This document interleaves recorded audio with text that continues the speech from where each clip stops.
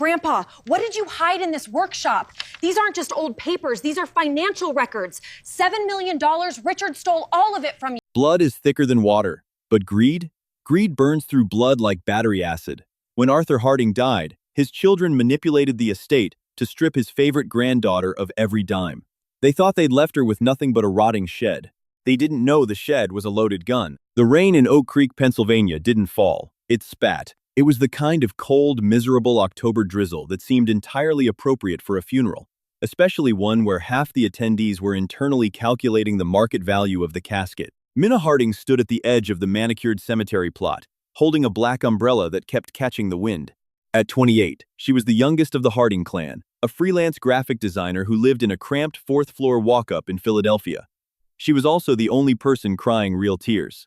6 feet below the wet astroturf lay Arthur Artie Harding. To the town, he was the ruthless industrialist who patented a high-pressure hydraulic valve in 1982, sold his manufacturing company for a fortune, and retired into eccentric seclusion. To Minna, he was just Grandpa, the man who smelled perpetually of cherry wood, motor oil, and peppermint, the man who taught her how to measure twice and cut once, not just in carpentry, but in life. Across the grave, shielded by a massive golf umbrella held by his assistant, stood Minna's Uncle Richard. Richard was a commercial real estate developer whose tan was aggressively orange for a Pennsylvania autumn. Next to him was Aunt Beatrice, swathed in a black cashmere coat that probably cost more than Minna's car. Beatrice was dabbing her perfectly dry eyes with a monogrammed tissue. Neither of them had visited Arthur in the last 2 years of his life, not when his heart began to fail, and not when he was confined to the sprawling 20-acre estate on Belmont Drive.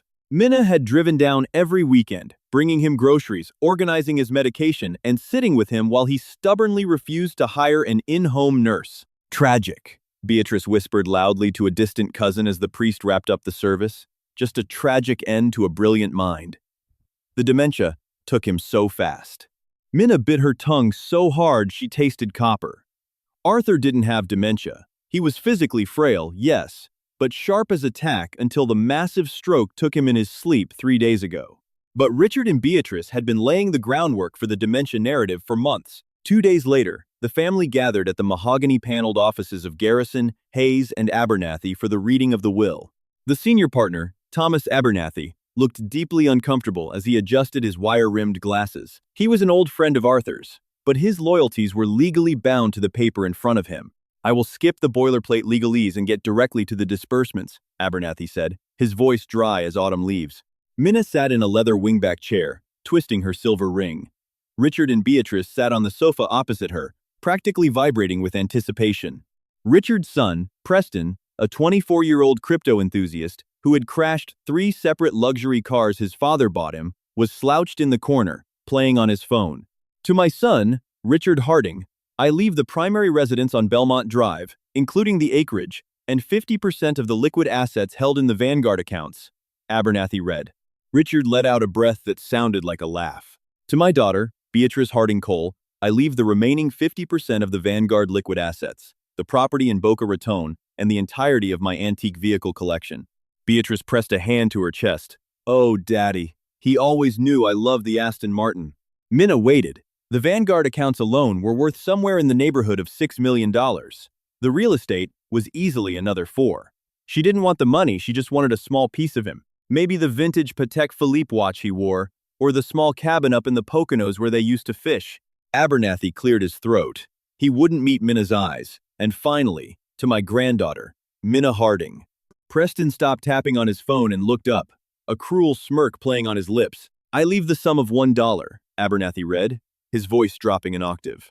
"Furthermore, I grant Minna exclusive ownership of the detached workshop at the rear of the Belmont property, and all physical contents within it, provided she clears the structure entirely within 30 days of my passing. If the workshop is not cleared, the contents will default to the primary estate." Silence fell over the room. Minna felt the blood drain from her face. $1? And a shed full of rusty tools? "I'm sorry, Mr. Abernathy," Minna said, her voice shaking. Is that it?" "I'm afraid so, Minna," the lawyer said softly. "Well," Richard said, standing up and buttoning his bespoke suit jacket, "Dad always was a bit eccentric at the end. The cognitive decline was severe. I'm just glad we got his affairs in order last month." Minna's head snapped up. Last month? His will was updated last month?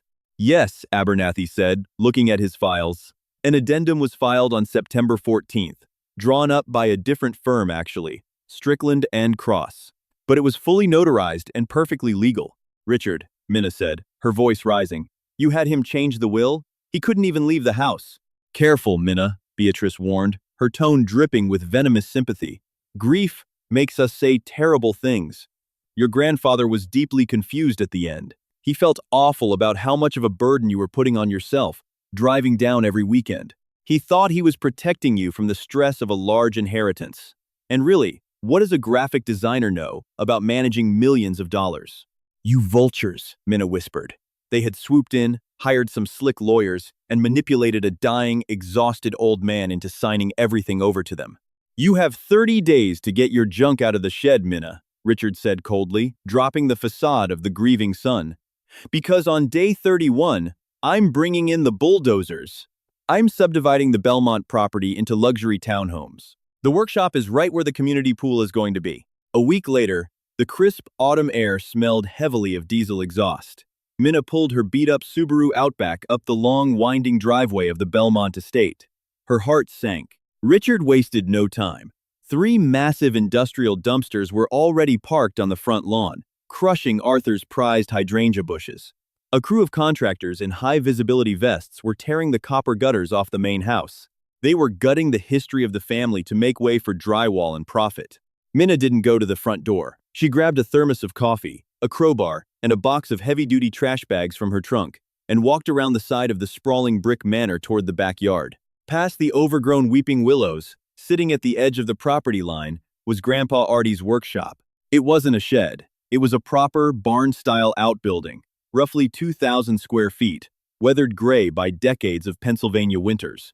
The roof sagged slightly in the middle, and ivy choked the eastern window. A heavy, rusted master lock secured the sliding barn doors. Minna pulled the brass key Abernathy had given her from her pocket. It slid into the padlock with a gritty click.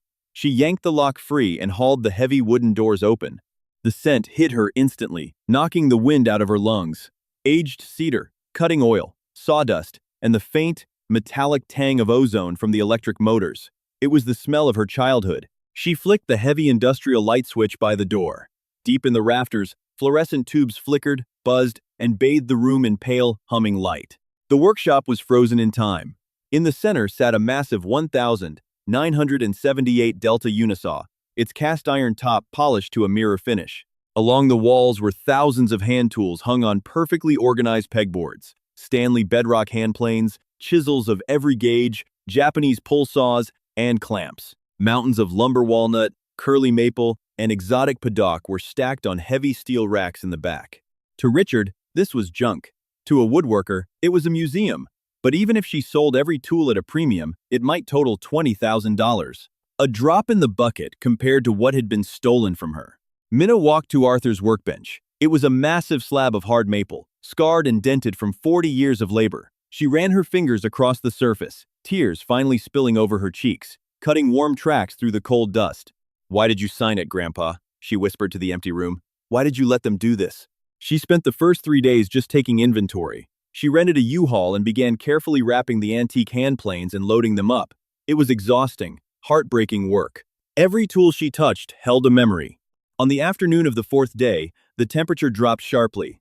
Minna was clearing out the bottom drawer of an old steel filing cabinet near the back corner when she found it. It was a small, hand-carved mahogany box, no larger than a cigar humidor. The wood was intricately inlaid with a geometric pattern made of lighter ash wood. There was no keyhole, no latch. Minna recognized it immediately. It was a Japanese puzzle box. Artie had built dozens of them over the years, giving them to her as puzzles to solve when she was a little girl.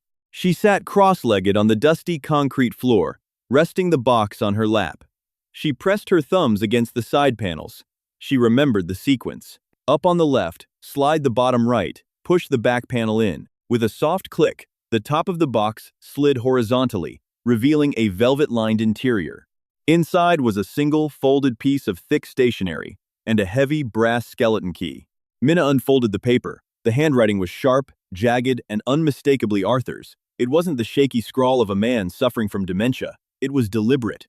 Minna, If you are reading this, it means the vultures have descended, and my primary will has been altered. Richard thinks he's clever. He brought a notary to the house when you weren't here.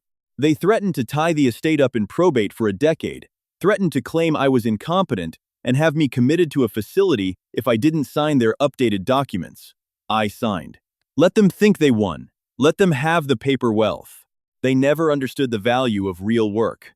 They never understood this shop, but you do. They gave you the shop because they think it's filled with rotting wood. They forgot who built the foundations of this family. The brass key opens the heart. Look beneath the heart. Love, Grandpa. Minna stopped breathing. Look beneath the heart. She looked up, scanning the sprawling workshop. The heart. What was the heart of the shop? Her eyes landed on the massive maple workbench in the center of the room. A carpenter's workbench is the beating heart of their craft. It's where everything begins and ends. Minna scrambled to her feet, dropping the note, and rushed to the bench. It was incredibly heavy, weighing at least 300 pounds. She crouched down, shining her phone's flashlight underneath it. The floor beneath the bench was poured concrete, same as the rest of the shop. But as Minna looked closer, she noticed a faint, perfectly square seam in the concrete, about 2 feet wide, directly under the center of the bench. It wasn't a seam in the concrete, it was a steel plate, painted gray, and covered in a thick layer of compacted sawdust to blend in with the floor. Minna grabbed her crowbar. She wedged the flat end under the edge of the bench's massive oak legs and heaved with all her might. The heavy bench shrieked against the concrete, shifting just enough to expose the square plate. She dropped to her knees and brushed the sawdust away. In the center of the steel plate was a small, brass keyhole. Her hands were shaking so violently, she dropped the brass key twice before finally guiding it into the slot. She turned it. A heavy, satisfying mechanical thunk echoed from beneath the floor. Minna wedged her fingers into the recessed handle on the plate and pulled upward. The plate was heavy, but it lifted on hidden hydraulic hinges, revealing a dark cavity carved directly into the earth beneath the foundation. Inside was a fireproof sentry safe, but that wasn't all. Stacked neatly next to the safe were 3 thick, leather-bound ledger books. Minna pulled the ledgers out first. She opened the oldest one, dated 2012. The pages were filled with Arthur's meticulous bookkeeping, but these weren't personal expenses. It was a detailed, heavily documented forensic trail. Minna read the columns, her eyes widening. Richard hadn't just built his real estate empire on his own. According to Arthur's notes, bank routing numbers, and attached photocopies of wire transfers, Richard had embezzled over $7 million from Arthur's manufacturing company just before it was sold. He had used shell companies in Delaware to funnel the money into his first commercial development in Philadelphia. There was a note paperclip to a page from 2015. I knew he stole it. I never pressed charges because it would have destroyed his mother's heart. But I kept the proof. He is a thief, built on stolen ground. If these documents went public, Richard wouldn't just lose his wealth. He would face federal wire fraud charges. His entire empire was a house of cards, built on grand larceny. Minna stared into the dark hole at the sentry safe. The safe required a 4-digit PIN. She didn't even have to think about it. She typed in 1982, the year Arthur patented his valve, the year his life changed.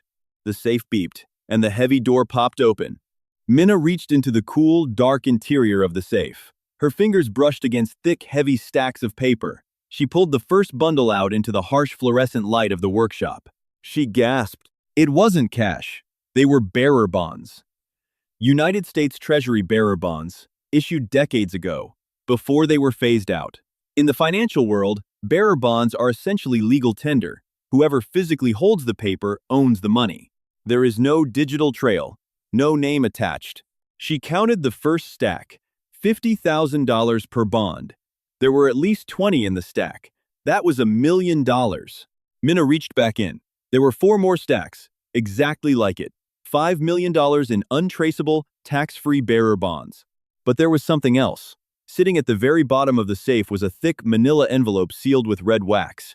Stamped on the front in black ink were the words, Last, Will, and Testament of Arthur Harding. Minna broke the wax seal and slid the document out. The date at the top made her heart skip a beat. October 2nd. That was just 3 weeks ago. 2 weeks after Richard and Beatrice had forced Arthur to sign their manipulated will. Minna scanned the legal jargon, skipping down to the disbursement section.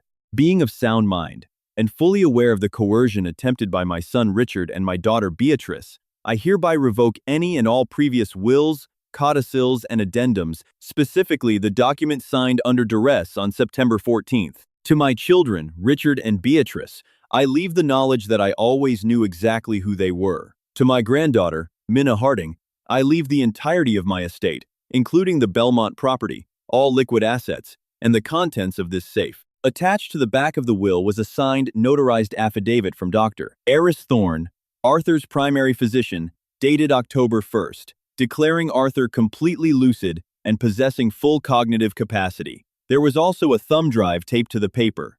Minna felt dizzy. She sat back on her heels, the $5 million in bearer bonds and the true will resting on her lap. Arthur had played them. He knew Richard and Beatrice would come for the money. He knew they would force his hand. So, he let them think they won. He gave them the satisfaction of a forged victory, knowing that the only person he trusted, the only person who would actually step foot in his beloved workshop, would find the kill switch. This will superseded the one Abernathy had read. It legally invalidated everything Richard and Beatrice thought they owned. Add in the ledgers proving Richard's embezzlement, and Minna didn't just have her inheritance back, she had a loaded shotgun pointed directly at her uncle's chest. Well, well, well. Minna jumped, a scream catching in her throat. Standing in the doorway of the workshop, backlit by the gray afternoon light, was her cousin Preston. He was wearing a designer tracksuit and holding a half-empty bottle of sparkling water. The rusted master lock hung from his fingertips. "Dad sent me down here to make sure you weren't trying to rip the copper wiring out of the walls," Preston said, taking a slow sip of his water. He stepped into the shop, his expensive sneakers crunching on the sawdust. Minna scrambled to throw a canvas drop cloth over the bearer bonds and the documents, her heart hammering against her ribs like a trapped bird. "What's in the hole, Minna?" Preston asked, his smug smile faltering as he noticed the displaced workbench and the open cavity in the floor. "Nothing," Minna lied, her voice trembling. "Just some old blueprints." Preston's eyes narrowed. He tossed the bottle aside and walked closer, his gaze locked on the canvas drop cloth she was shielding with her body. "You always were a terrible liar," Preston said, his voice dropping its lazy drawl, replaced by something cold and sharp. "Move." "Get out," Minna said, standing up and blocking his path. She grabbed the heavy steel crowbar she had used to move the bench, gripping it tightly in her right hand. "This is my property, Preston. The will gave me the contents of this shop. You are trespassing." Preston looked at the crowbar, then back up to Minna's face. He let out a dark, humorless laugh. "You really think Dad is going to let you keep whatever you found in there?" The old man was crazy. "Anything hidden in this dump belongs to the estate, which means it belongs to us." He lunged forward, reaching for the canvas cloth. Minna didn't back down. She swung the crowbar, smashing it into the side of the heavy filing cabinet with a deafening, metallic crack. Preston jumped back, his eyes wide with sudden shock. "I said get out!" Minna screamed, the adrenaline flooding her system. She wasn't the quiet, grieving granddaughter anymore. She was Arthur Harding's blood, and she finally had the leverage. Preston held his hands up, taking a slow step backward toward the door. "Okay, you psycho. Relax." He stopped at the threshold, a nasty sneer returning to his face. "Enjoy the sawdust, Minna. Tomorrow morning, the demolition crew starts tearing this place down. Dad moved the schedule up. Good luck moving all this junk by sunrise." He turned and walked back toward the main house. Minna stood in the quiet hum of the workshop, her chest heaving. Tomorrow morning, Richard was trying to destroy the shop before the 30 days were up, likely violating his own forged will just to be cruel. She looked down at the canvas cloth. Underneath it was the power to destroy them all. But Preston had seen the hole. He would tell Richard, and Richard wouldn't hesitate to send the police, or worse, his private security, to confiscate whatever she had found under the guise of estate property before she could get it to a lawyer. Minna had less than 12 hours. She didn't just need to get the money out. She needed to set a trap. Minna didn't have until morning. The look in Preston's eyes before he left wasn't just greed, it was panic. He was going to run straight to his father, and Richard Harding was not a man who left loose ends. If Richard thought there was even a fraction of Arthur's wealth hidden in the shop, he would tear the doors off their hinges tonight. She had to move, and she had to be smart. First, Minna grabbed a heavy-duty contractor garbage bag. She carefully stacked the $5 million in bearer bonds at the bottom, wrapping them tightly in an old, oil-stained canvas tarp. She placed the true will, the thumb drive, and Dr. Harrison's medical affidavit inside a waterproof plastic sleeve and slid it next to the bonds. Then, she covered the entire package with handfuls of dirty sawdust, a broken tape measure, and bent aluminum scrap. To anyone looking, it was just a bag of workshop trash. She hauled the bag out the side door, tossed it carelessly into the trunk of her beat-up Subaru Outback, and locked the car. Next came the ledger, the proof of Richard's $7 million embezzlement. Minna sat at Arthur's battered desk in the corner of the shop, turned on the small brass banker's lamp, and pulled out her smartphone. Her hands were still trembling, but her mind was terrifyingly clear. She downloaded a high-resolution scanner app and began photographing every single page of the 2012 ledger. Bank routing numbers, dates, offshore account designations in the Cayman Islands, and Delaware shell company names. She captured it all. When the scan was complete, she compiled it into a single, encrypted PDF file. She uploaded it to her secure Google Drive, and then drafted an email to Thomas Abernathy at Garrison, Hayes, and Abernathy, as well as a blind copy to the White-Collar Crime Division of the FBI's Philadelphia field office. She didn't hit send. Not yet. She saved it to her drafts. She needed Richard to commit his crimes on the record tonight. Minna placed the original ledger back into the sentry safe inside the floor cavity. She left the heavy steel plate open. She wanted them to see it. By 8:30 p.m., the temperature in Oak Creek had plummeted to near freezing. The wind howled through the weeping willows, rattling the single-pane windows of the workshop. Minna sat on the edge of the maple workbench, waiting in the dim, buzzing light of a single overhead fluorescent tube. At 8:45 p.m., headlights slashed through the darkness, illuminating the frosted glass of the barn doors. The crunch of heavy tires on gravel echoed through the yard. It wasn't the construction crew. A black Cadillac Escalade slammed into park just inches from the workshop doors. Minna slipped her phone into her back pocket and gripped the cold, heavy steel of her grandfather's favorite framing hammer. The heavy barn doors screeched on their tracks as they were violently shoved open. Richard Harding stepped into the shop, flanked by Preston and two massive men wearing tactical black jackets, private security from his real estate firm. Richard's face was flushed red with anger, his expensive camel hair overcoat flapping in the cold wind. "Estate property, Minna!" Richard barked, stepping into the sawdust. He didn't even pretend to be the grieving uncle anymore. His eyes darted around the room before locking onto the open cavity beneath the displaced workbench. "Whatever you found down there belongs to the primary estate. You have zero legal claim to it." "You mean the estate you stole?" Minna asked, her voice steady, cutting through the chilling wind. Richard paused, a flicker of genuine surprise crossing his features. Then, he let out a patronizing laugh. "Preston told me you were getting hysterical. Pack it up, Minna. You're trespassing." "You filed a fraudulent addendum, Richard," Minna said, stepping off the workbench. "You threatened him. You brought a notary to the house and forced an exhausted, dying man to sign away his legacy so you could bulldoze it." "Prove it," Richard sneered, stepping closer. "Because the law says I own this dirt. I own this shed, and I own whatever was in that safe. Boys, sweep the room." The two security guards stepped forward, pulling heavy maglite flashlights from their belts. "I wouldn't do that," Minna warned. She looked directly at her uncle. Apex Holdings, Scepter Development, the Grandview Avenue project. Richard stopped dead in his tracks. The color drained from his face, leaving his artificial tan looking sickly and pale. "What did you say?" he whispered. "I know where the seed money for your real estate empire came from, Uncle Richard," Minna said, her voice echoing in the cavernous shop. $7 million! Embezzled from Grandpa's manufacturing firm in 2012, funneled through 3 shell companies before landing in your commercial accounts. Preston looked at his father, confused. "Dad? What is she talking about?" "Shut up, Preston," Richard hissed. He turned his dead, shark-like eyes back to Minna. "Where is the ledger?" "So you admit it exists?" "I am not playing games with you, you little brat," Richard roared, losing his composure entirely. "Miller, lock the doors. Nobody leaves." One of the massive security guards slid the heavy barn doors shut, plunging the workshop back into claustrophobic silence. The guard pulled the heavy rusted padlock through the latch on the inside, effectively trapping them all within the walls.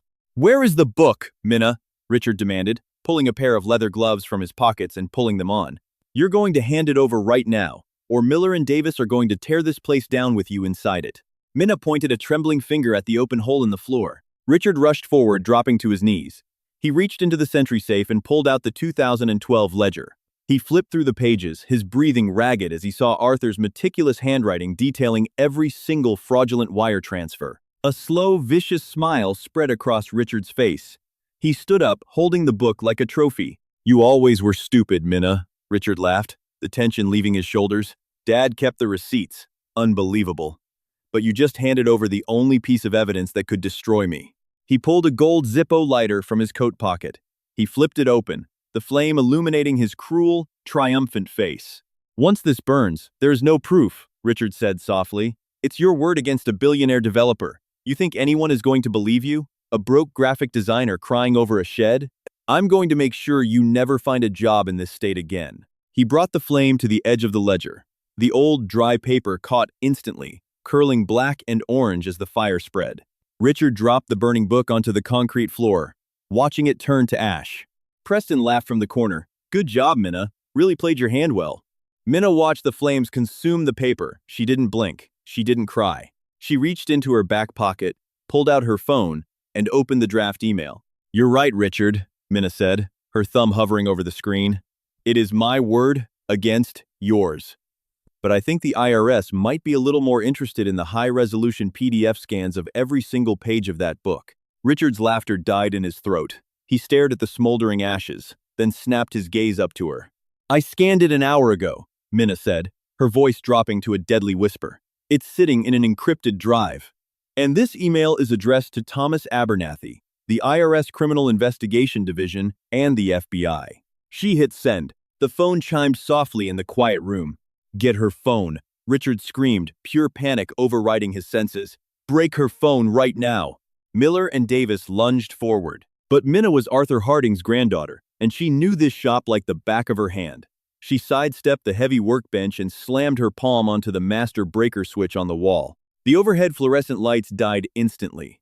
The workshop was plunged into absolute pitch-black darkness. Grab her! Preston yelled, his voice cracking with fear.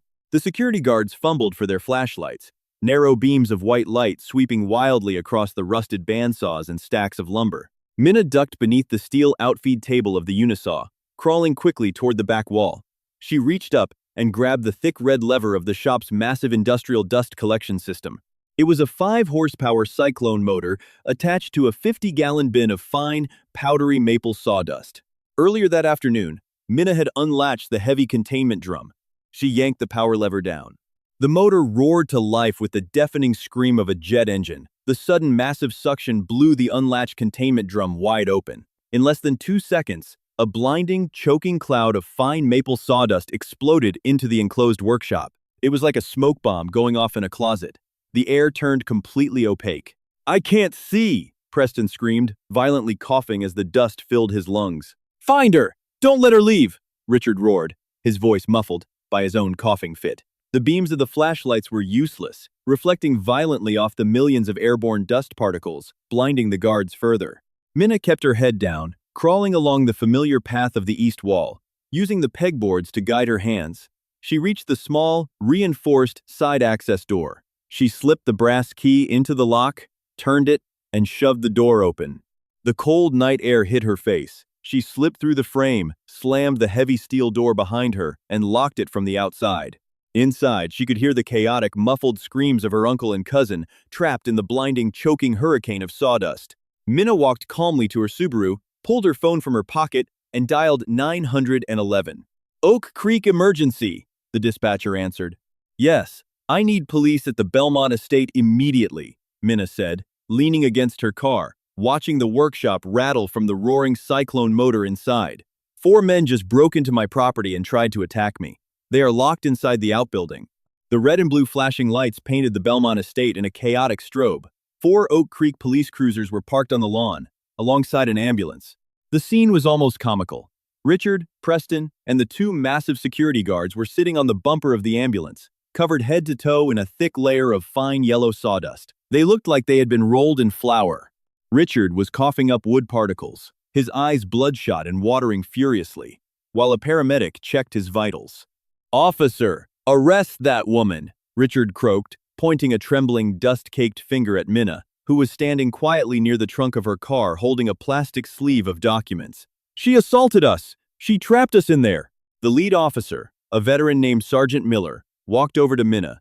He looked at the modest, quiet woman, and then back at the 4 furious, sawdust-covered men. Miss Harding, the sergeant said politely, your uncle is claiming this is his property and you assaulted him. Sergeant, Minna said softly, handing him the plastic sleeve. My grandfather passed away recently. Inside this sleeve is his legally binding final will and testament, dated October 2nd, leaving this entire estate to me. It revokes all previous documents. Also included is a notarized affidavit from his doctor, proving he was of sound mind. The sergeant took the sleeve, shining his flashlight over the heavy legal parchment and the red wax seal. Furthermore, Minna continued, her voice carrying across the cold air so Richard could hear every word. My uncle broke into my locked workshop tonight to destroy evidence of a federal crime.